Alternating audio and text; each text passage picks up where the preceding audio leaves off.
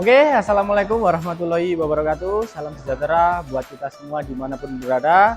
Om Swastiastu, Namo Buddhaya. Selamat pagi, Skariga, Jaya Jaya luar biasa. Nah, oke teman-teman, terima kasih atas kesempatan yang telah diberikan. Izinkan saya memperkenalkan diri terlebih dahulu. Perkenalkan, nama saya Rahmatullah. Untuk panggilan nama saya sering dipanggil Rahmat. Ya, jadi untuk saat ini saya menempuh pendidikan di Universitas Negeri Malang dengan mengambil program studi S1 Pendidikan Teknik Otomotif. Nah, oke, pada kesempatan kali ini kita akan membahas mengenai sistem electronic fuel injection ya, atau yang disingkat yaitu EVI. Nah, ini ya. Jadi akan kita mulai pembelajaran kita pada sistem EVI yang mana nanti kita akan menjelaskan mengenai pengertian, lalu mengenai jenis-jenis EVI dan sistem apa yang ada di EVI tersebut. Nah, oke ya. Jadi seperti itu, tetap disimak ya teman-teman. Nanti kita akan belajar mengulik beberapa hal yang ada di sistem EVI. Nah, tentunya tetap stay tune, konsentrasi kita fokuskan untuk saat ini bisa belajar di sistem electronic fuel injection. Nah, oke teman-teman ya. Jadi kita akan membahas mengenai sistem electronic fuel injection. Nah, oke ya. Mungkin teman-teman di materi sebelumnya kita sudah membahas mengenai sistem bahan bakar konvensional, yang mana untuk sistem percampuran bahan bakar dan udara atau bensin dan udara dikontrol oleh karburator. Nah, oke ya. Itu. Kalau untuk saat ini kita akan memasuki materi baru, yaitu sistem bahan bakar electronic fuel injection ya, yang mana nanti untuk percampuran udara dan bakar, nah ini menggunakan injektor. Nah, ya seperti itu. Nah, apa pengertian dari electronic fuel injection ya, atau EVI yang sering disingkat? Nah, oke. Untuk pengertiannya yaitu merupakan teknologi yang digunakan dalam kendaraan untuk mencampur udara dan bahan bakar sebelum dibakar melalui ruang bakar. Nah, ya, itu ya untuk pengertian. Jadi, sebuah teknologi yang digunakan untuk mencampur udara dan bahan bakar menggunakan sistem elektronik sebelum dibakar di ruang bakar. Nah, oke ya. Dan untuk saat ini, jika teman-teman ketahui, hampir semua kendaraan menggunakan sistem EVI atau sistem electronic fuel injection. Hampir semua. Nah, itu menggunakan EVI. Nah, untuk sistem kontrol baik bahan bakar, sistem elektroniknya, dan sistem induksi udara masuknya, nah itu menggunakan sistem elektronik. Dan untuk pembahasan sekarang kita akan masuk yaitu jenis EVI atau jenis electronic fuel injection. Nah, untuk jenisnya yaitu ada dua. Yang pertama LEV dan yang kedua DEV. Yang mana LEV ya untuk kepanjangannya yaitu Luft ya, Luft pada atau bahasa Jermannya yaitu Luft yang berarti udara. Nah, jadi untuk sistem kontrol injeksinya berdasarkan udara atau jumlah udara yang masuk ya. Jumlah udara yang mengalir masuk ke intake manifold. Jadi di sana ada sensor yang mendeteksi yaitu MAF atau mass air flow. Nah, oke ya. Jadi MAF atau mass air flow ini yang akan mengontrol jumlah udara yang mengalir di intake manifold.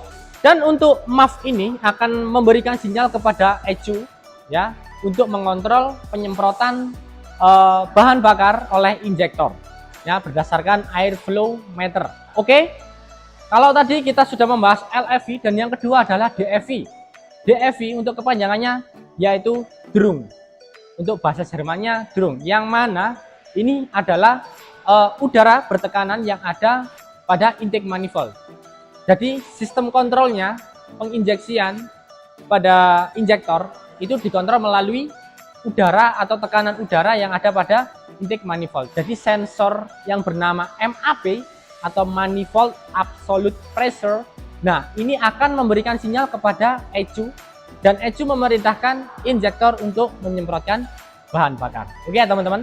Jadi ada dua untuk jenis sistem bahan bakar electronic fuel injection. Yang pertama yaitu LEV atau Luft, yaitu sistem aliran udara yang digunakan untuk mengontrol penginjeksian. Yang kedua yaitu Drum atau DEV, yang mana untuk sistem penginjeksiannya berdasarkan tekanan udara yang ada di manifold. Selanjutnya kita akan membahas mengenai sistem utama yang ada pada mesin EV ya. Jadi ada 3 sistem utama yang ada pada mesin EV. Yang pertama yaitu sistem bahan bakar, lalu yang kedua sistem induksi atau masuknya udara, yang ketiga yaitu sistem elektronik. Nah, kita akan bahas satu persatu. Jadi untuk sistem bahan bakar di sini itu untuk mengatur masuknya atau untuk mengatur suplai bahan bakar yaitu bensin dari tangki menuju ke ruang bakar. Dan untuk induksi udara ya atau untuk masuknya udara. Nah, ini untuk mengatur jumlah atau tekanan udara yang akan masuk melalui intake manifold. Nah, lalu yang ketiga yaitu untuk sistem elektronik. Nah, di sini untuk sistem elektronik meliputi sensor, lalu aktuator, dan yang terakhir adalah ECU. Jadi sensor yang akan mendeteksi, lalu ECU yang akan memerintahkan aktuator, dan aktuator yang akan menjalankan perintah dari ECU berdasarkan sinyal yang diberikan oleh sensor. Nah, oke ya, seperti itu. Jadi ada 3 sistem utama yang akan kita ulik, akan kita kupas nanti untuk pembahasannya. Oke, untuk yang pertama kita akan membahas yaitu mengenai sistem bahan bakar pada mesin EV ya. Jadi tidak jauh berbeda dengan sistem bahan bakar yang ada pada kendaraan konvensional ya atau karburator. Jadi pada sistem electronic fuel injection ini ya tentunya juga ada beberapa komponen pada sistem bahan bakarnya ya. Yang paling utama dan alirannya dari mana ke mana, nah nanti kita akan bahas. Oke, jadi untuk sistem bahan bakar yang ada pada electronic fuel injection ini ya, untuk fungsinya yaitu menyalurkan bahan bakar atau bensin dari tangki menuju ke ruang bakar yaitu melalui injektor. Nah, itu masuk menuju ke ruang bakar. Nah, itu ya teman-teman. Dan ada beberapa komponen yang ada pada sistem bahan bakar. Umumnya sama dengan sistem bahan bakar yang ada pada konvensional, yaitu yang pertama adalah tangki bahan bakar. Nah, ini ya, tangki bahan bakar berfungsi untuk menampung bahan bakar bensin yang ada pada kendaraan. Nah, ini untuk letaknya kalau pada engine stand ini ya di bawah ya pada umumnya. Lalu kalau pada kendaraan ya di bagian kendaraan bagian bawah belakang ya, bagian belakang bawah kendaraan. Nah, itu ya untuk letaknya. Dan yang kedua yaitu filter atau full filter saringan bahan bakar atau saringan bensin ya. Nah, itu ya untuk fungsinya yaitu menyalurkan untuk menyaring bahan bakar dari kotoran. Nah, itu ya. Jadi untuk letaknya kalau untuk kendaraan EV, nah ini letaknya di luar. Nah, ini kalau untuk pada kendaraan, nah itu letaknya juga sama, namun pada bagian engine, jadi masih dalam lingkup engine. Nah, seperti itu. Lalu yang ketiga yaitu komponen fuel pump atau pompa bensin. Nah, ini pompa bensin untuk letaknya sendiri. Untuk letaknya kalau untuk sistem EV atau kendaraan EV yaitu berada di dalam tangki kendaraan. Jadi untuk fungsi dari fuel pump ini yaitu memompa bahan bakar tentunya dari tangki menuju ke mungkin ke ruang bakar. Yang keempat yaitu selang bahan bakar, yaitu untuk menyalurkannya tentunya dari pipa menuju ke filter atau fuel filter dan menuju ke delivery pipe ya, itu. Lalu untuk yang ke selanjutnya yaitu delivery pipe atau pipa pembagi, yang mana fungsinya yaitu untuk membagi bahan bakar ke tiap masing-masing injektor. Nah, oke. Untuk komponen selanjutnya yaitu pressure regulator. Nah, pressure regulator di sini yaitu untuk menjaga kestabilan ya, untuk menjaga kestabilan tekanan pada bahan bakar yang ada pada delivery pipe. Nah, jadi agar bahan bakar tetap stabil tekanannya. Lalu selanjutnya yaitu return pipe atau selang pengembali. Nah, selang pengembali terdapat pada sistem bahan bakar yang mana ketika di delivery pipe atau di injektor mungkin terdapat kelebihan bahan bakar. Nah, ini bensin atau bahan bakar akan dikembalikan menuju ke tangki bahan bakar. Nah, itu ya. Dan yang terakhir yaitu komponen paling utama yaitu injektor. Nah, di sini injektor berfungsi untuk menginjeksikan atau menyemprotkan bahan bakar menuju ke ruang bakar. Nah, oke teman-teman ya. Jadi kita sudah siapkan untuk unit kendaraan. Di sini kita menggunakan mobil Veloz atau Avanza Veloz ya. Jadi kita akan mendeteksi atau kita akan mengidentifikasi untuk induksi pemasukan udara. Nah, jadi di sini kita akan mengetahui fungsi dan komponen yang ada pada sistem electronic fuel injection, khususnya pada sistem induksi atau masuknya udara. Oke, nah untuk sistem induksi udara pada sistem EV kali ini yaitu berfungsi untuk menyediakan udara yang nantinya akan masuk menuju ruang bakar untuk dibakar bersama bensin atau bahan bakar. Ya. Jadi kita akan membahas mengenai komponen pada sistem induksi di kendaraan tipe EV. Nah, oke teman-teman. Nah, jadi yang pertama komponennya yaitu throttle body. Nah, di sini throttle body berfungsi untuk mengatur udara yang masuk. Dan di sana juga ada yang namanya ISC atau idle speed control. Yang mana ketika katup throttle tertutup, nah idle speed control inilah yang akan mengatur idle atau mengatur putaran mesin pada saat idle. Yang kedua yaitu air flow meter. Nah, di sini air flow meter akan berfungsi sebagai alat ukur untuk mengukur aliran udara yang mengalir menuju intake manifold.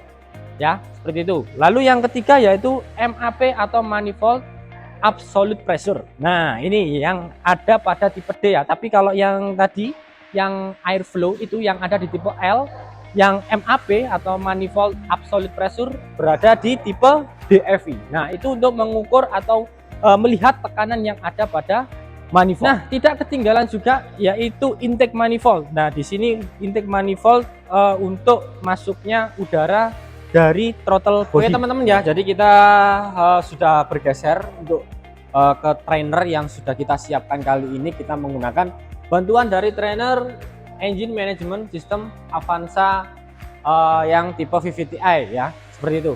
Nah, oke, pada pembahasan kita kali ini kita sudah masuk mengenai sistem elektronik yang ada pada sistem EV ya, atau kendaraan EV.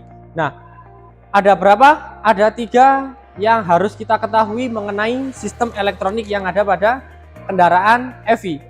Yang pertama yaitu sensor, yang kedua ECU, yang ketiga adalah aktuator. Nah, 3 komponen inilah yang akan mengontrol semua sistem yang ada pada kendaraan EV, khususnya sistem elektroniknya ya. Jadi untuk fungsi yang pertama yaitu sensor ya. Sensor memiliki fungsi sebagai komponen yang akan menyensor, mendeteksi dan mengukur suatu kondisi mesin atau kondisi kendaraan yang nantinya sensor ini akan mengirimkan sinyal menuju ke ECU atau Electronic Control Unit. Nah, ada beberapa komponen yang ada pada sensor kali ini ya, mulai dari IAT, intake air temperature, lalu WTS atau water temperature sensor, MAP, manifold absolute pressure ya, lalu ada knock sensor dan head oxygen sensor. Nah, inilah komponen-komponen yang terdapat pada sensor yang akan mendeteksi atau mengukur kinerja mesin yang nantinya akan mengirimkan sinyal menuju ke electronic control unit. Oke teman-teman, jadi setelah kita mengetahui beberapa fungsi sensor tadi, lalu ada beberapa komponen sensor yang nantinya akan kita bahas lebih detail. Nah, untuk komponen sistem elektronik yang kedua adalah ECU atau Electronic Control Unit. Nah, ini berfungsi untuk menerima sinyal dari sensor yang sudah kita sebutkan tadi untuk diolah atau dibaca oleh ECU, dan ECU memerintahkan aktuator nantinya untuk bekerja. Nah, ya, jadi istilahnya ibarat kata kalau untuk ECU ini adalah otak atau mesinnya lah ibaratnya ya, seperti itu. Jadi otak atau kontrolnya atau electronic control unitnya ya, jadi yang mengontrol semua sistem yang ada pada kendaraan. Nah, itu ya untuk ECU. Lalu yang ketiga untuk aktuator. Nah, ini ya, aktuator berfungsi untuk menerima perintah dari ECU, ya, menerima perintah dari ECU, ya. Ketika ECU tadi sudah menerima sinyal, lalu ECU memerintahkan aktuator untuk bekerja sesuai dengan kondisi mesin atau sinyal yang diterima melalui sensor. Nah, seperti itu ya teman-teman.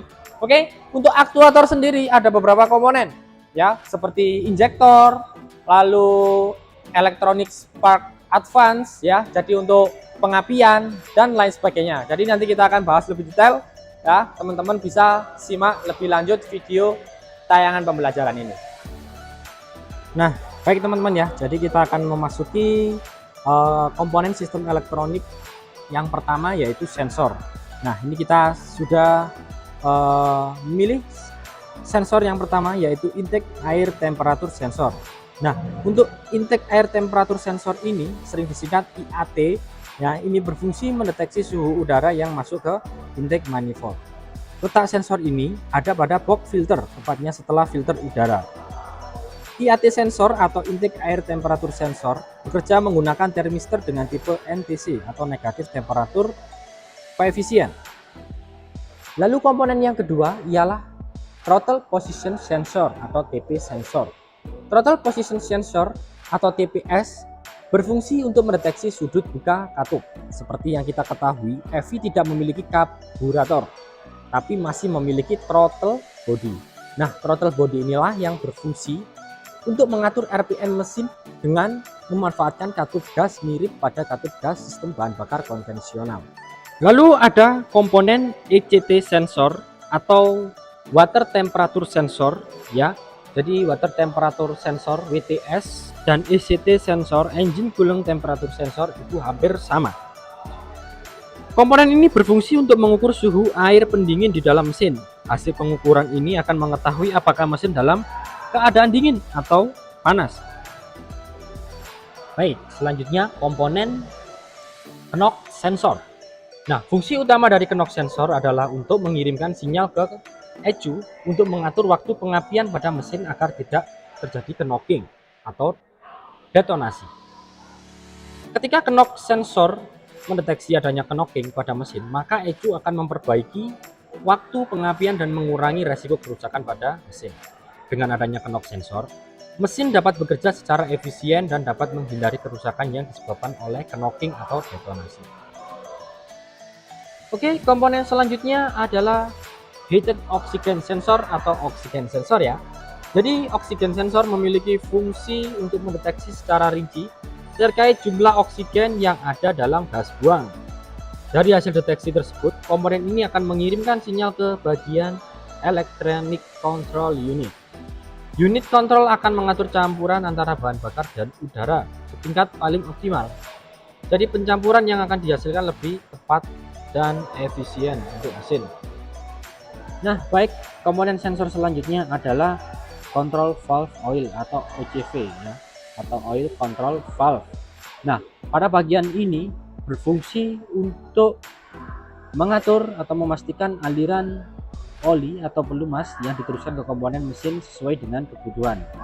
Keberadaannya untuk memastikan bahwa tekanan minyak yang diteruskan ke mesin sesuai dengan yang seharusnya.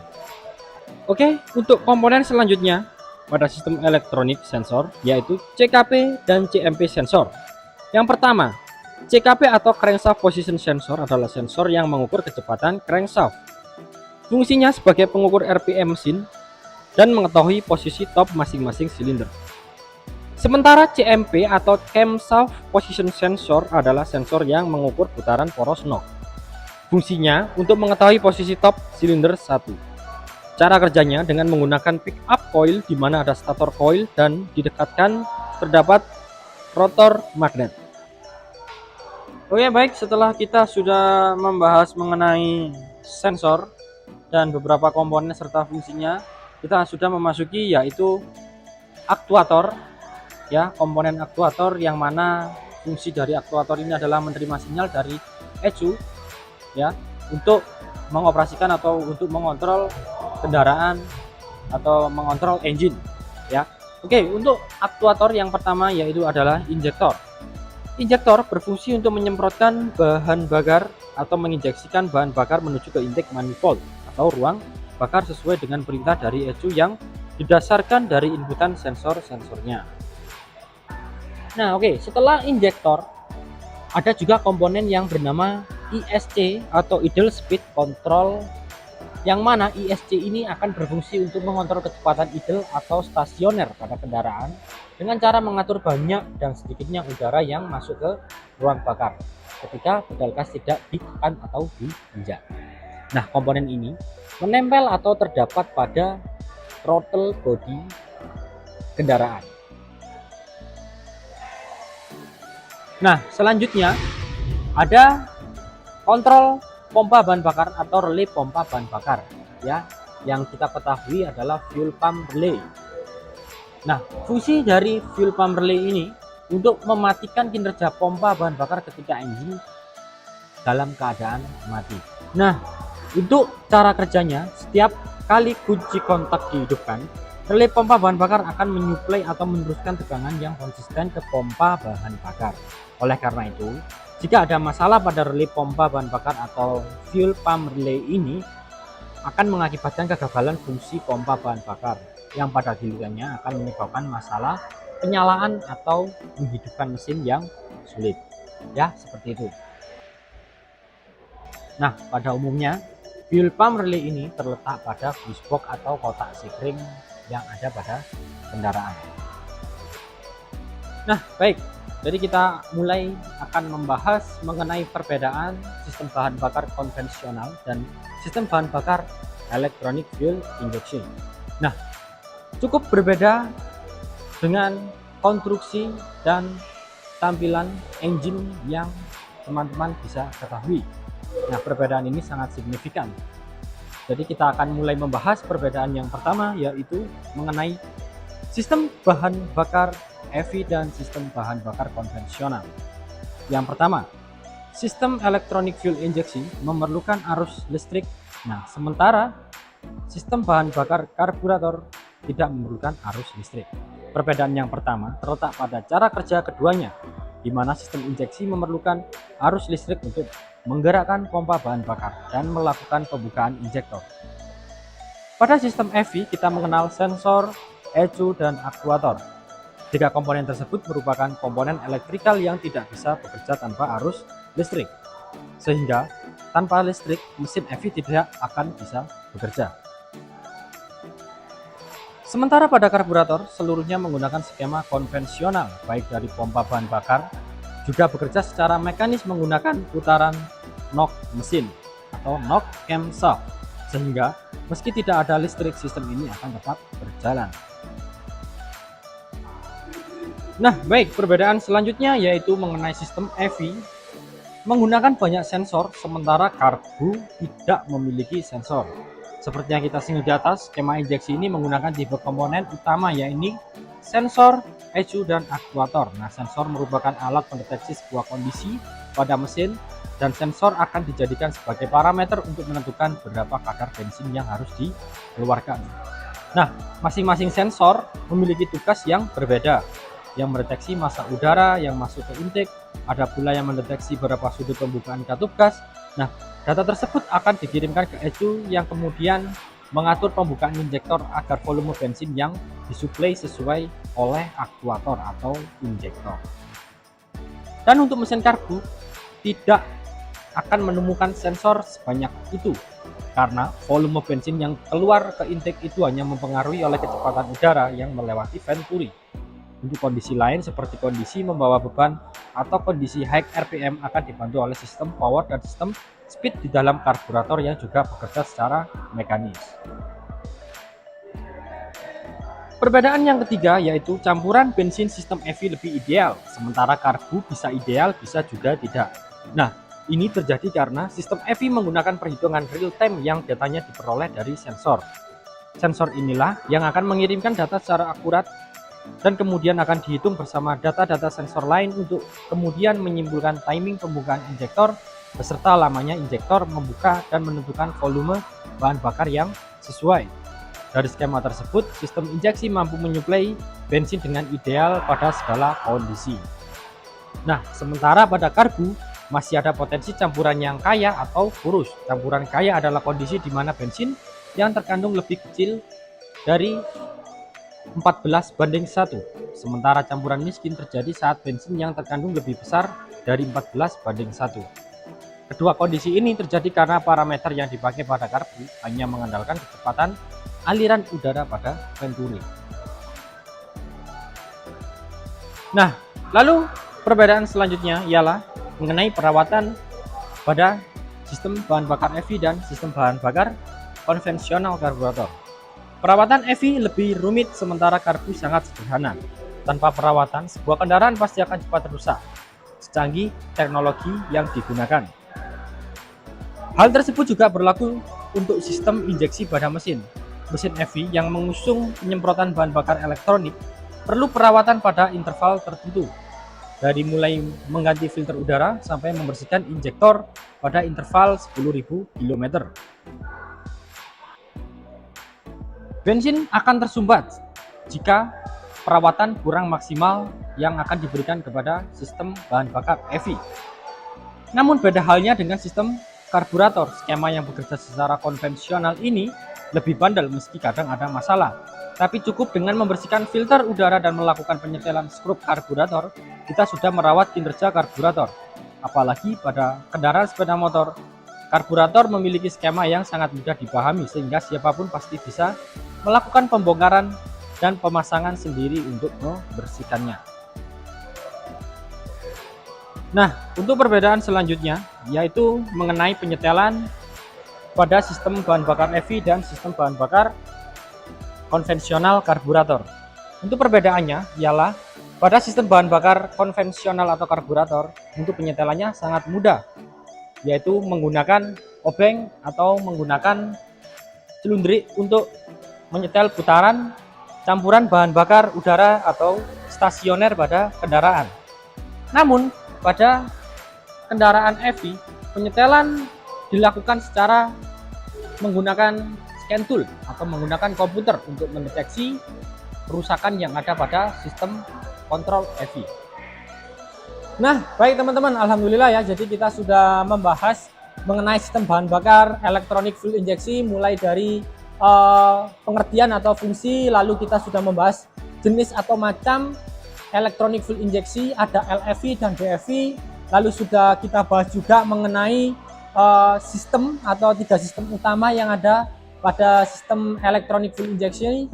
Lalu di sana ada sistem bahan bakar, sistem induksi atau masuknya udara, lalu sistem elektronik ya, yang elektronik meliputi sensor, ECU, dan aktuator. Oke ya. Lalu yang terakhir yang sudah kita bahas yaitu mengenai perbedaan. Nah, tadi kita sudah membahas mengenai perbedaan antara sistem bahan bakar elektronik fuel injection dan sistem bahan bakar konvensional atau karburator, meliputi tangki bahan bakar, lalu pompa bahan bakar, serta penggunaan injektor dan karburator. Nah, itu sudah kita bahas semuanya, dan tentunya masih banyak perbedaan lainnya ya, seperti itu. Oke, jadi dapat kita simpulkan untuk penggunaan sistem bahan bakar elektronik fuel injeksi ini tentunya dapat memberikan efisiensi yang lebih baik ya dibandingkan dengan karburator. Nah, karena apa? Dapat memberikan kontrol yang lebih akurat atas campuran udara dan bahan bakar ya, dan dapat memberikan efisiensi yang lebih baik lah intinya dibandingkan dengan sistem bahan bakar karburator atau konvensional. Dan ini juga memungkinkan adaptasi yang lebih baik terhadap perubahan kondisi mesin dan suhu udara yang ada, seperti itu ya. Jadi tentunya dengan menggunakan sistem bahan bakar elektronik fuel injeksi tentunya jauh lebih hemat dan efisien. Nah, seperti itu ya teman-teman. Nah, oke, jadi semuanya sudah kita bahas mengenai materi pembelajaran kita di sistem bahan bakar elektronik fuel injeksi. Untuk itu saya pamit undur diri. Terima kasih dan mohon maaf jika ada salah kata dan perbuatan yang kurang berkenan. Terima kasih. Wassalamualaikum warahmatullahi wabarakatuh. Skariga Jaya Jaya luar biasa.